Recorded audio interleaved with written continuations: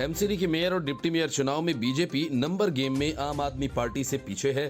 फिर भी जिस हौसले से वो चुनावी मैदान में उतरी है, उससे आम आदमी पार्टी को चिंता में डाल दिया है और अरविंद केजरीवाल की पार्टी के मैनेजर बीजेपी के हर दांव को विफल करने की कोशिश में जुट गए हैं। बीजेपी और आम आदमी पार्टी के बीच शहमात का खेल शुरू हो गया है।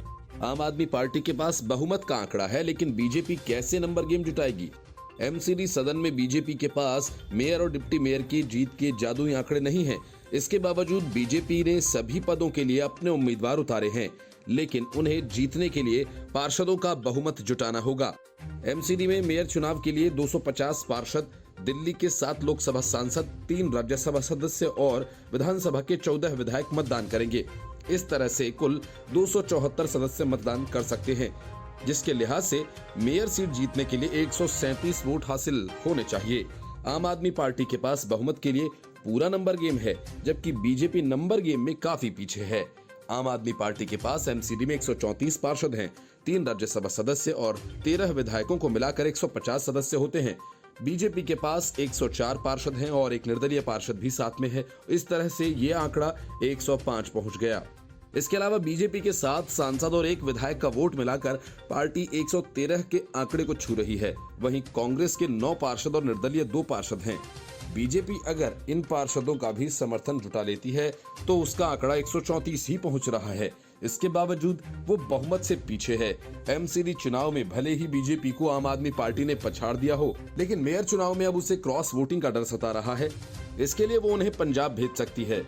वजह ये कि बीजेपी के पास बहुमत नहीं होने के बाद भी मेयर के चुनाव में कैंडिडेट उतारे गए हैं, जिसके जीतने की संभावना सिर्फ क्रॉस वोटिंग से ही है। नगर निगम चुनाव के बाद से ही बीजेपी दिल्ली में अपना मेयर बनाने का दावा करती रही है। एमसीडी में बहुमत का आंकड़ा नहीं होने के बाद भी बीजेपी ने जिस तरह से अपने कैंडिडेट्स उतारे हैं, उससे सियासी कयास लगाए जा रहे हैं। मेयर का चुनाव एक गुप्त मतदान के माध्यम से होता है और पार्षद किसी भी उम्मीदवार को वोट देने के लिए स्वतंत्र होते हैं, क्योंकि दल बदल विरोधी कानून इस पर लागू नहीं होता। ऐसे में बीजेपी अगर आम आदमी पार्टी के कुछ पार्षदों को साधने में सफल रहती है तो सियासी खेल पूरी तरह से पलट जाएगा। बीजेपी के पास मेयर और डिप्टी मेयर पद पर जीत हासिल करने का आंकड़ा नहीं है। पार्टी आप पार्षदों में सेंध लगाए बिना इन दोनों पदों पर जीत नहीं सकती। सूत्रों का ये कहना है कि बीजेपी ने दोनों सीटें जीतने के लिए पूरी रणनीति बना रखी है और विपक्ष के उन पार्षदों पर नजर है जिनकी पृष्ठभूमि बीजेपी रही है। पार्टी के प्रति निष्ठा का आकलन करने के बाद ही मेयर पद पर चुनाव लड़ने का निर्णय लिया है।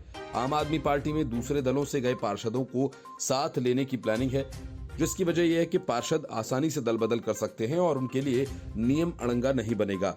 ऐसे में देखना है कि बीजेपी इस रणनीति में कितना सफल होती है।